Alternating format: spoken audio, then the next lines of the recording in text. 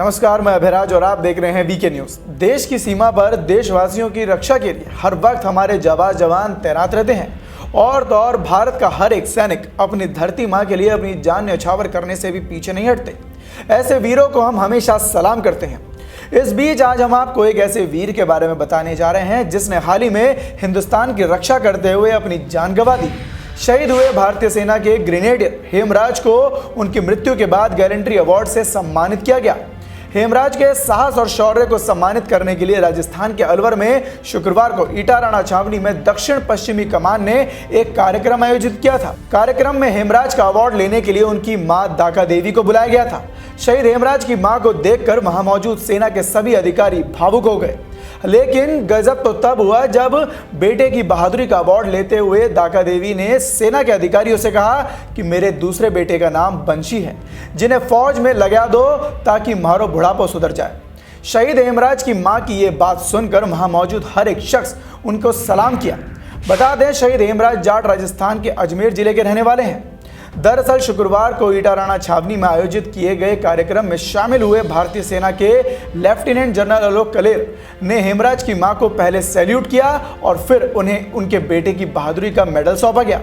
कार्यक्रम में शहीद हेमराज के अलावा और भी कई जवानों को उनकी बहादुरी के लिए सम्मानित किया गया था। कार्यक्रम में शामिल हुए सेना के सीनियर अधिकारियों ने हेमराज की मां दाका देवी के साथ खूब सारी बातें की और उनके साथ फोटो भी खिंचवाई। देश के लिए शहीद हुए बहादुर हेमराज की बूढ़ी मां को देखकर सेना के सीनियर अधिकारी की आंखों में से आंसू टपक पड़े। आपको बता दें, 1 सितंबर 2019 को पाकिस्तान में कश्मीर के पुंछ सेक्टर में अचानक से फायरिंग शुरू कर दी थी। पाकिस्तान की तरफ से हो रही फायरिंग के जवाब में भारतीय सेना के ग्रेनेडियर हेमराज जाट ने इधर से ताबड़तोड़ फायरिंग शुरू कर दी। हेमराज के पास मशीन गन थी जिससे उन्होंने पाकिस्तान में जमकर तबाही मचाई। इस बीच पाकिस्तान से एक आई गोली सीधे उनकी गर्दन से जा लगी और वो भारत मां की गोद में जा गिरे।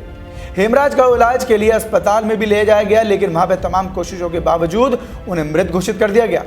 आपको बता दें कि देश की सुरक्षा करते हुए महज 25 साल की उम्र में शहीद हुए हेमराज इस दुनिया में तो अब नहीं रहे, लेकिन उनकी सेवा और साहस का यह देश हमेशा कर्जदार रहेगा।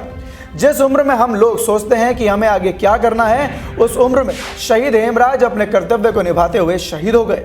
तो ऐसे में ये बात भी नहीं झुटलाई जा सकती कि उनकी अगर इस मौत का सबसे ज़्यादा अगर किसी को दुख है तो वो है उनकी मां दाका देवी को, जिनके 2 बेटे हैं। उनमें से एक ने अपनी भारत मां की रक्षा करते हुए अपने प्राण त्याग दिए। अब ऐसे में सिर्फ हेमराज की नहीं बल्कि हेमराज की मां की भी तारीफ करनी चाहिए, जिन्होंने अपने एक बेटे की मौत के बाद भी सेना अधिकारियों से अपने दूसरे बेटे को फौज में लगवाने के लिए कहा। तो उनकी मां का यह जज्बा देखकर यह अंदाजा लगाया जा सकता है कि हेमराज के अंदर इतनी हिम्मत और देशभक्ति की भावना कहां से आई, क्योंकि जिसकी मां ही इतनी महान हो तो उसके सपूत तो किसी शेर से कम हो ही नहीं सकते। तो आपको यह खबर कैसी लगी और हमारे शहीद जवान और उनकी मां दाका देवी के बारे में आपका क्या कहना है, हमें कमेंट सेक्शन में कमेंट कर जरूर बताएं और देखते रहें वीके न्यूज। धन्यवाद।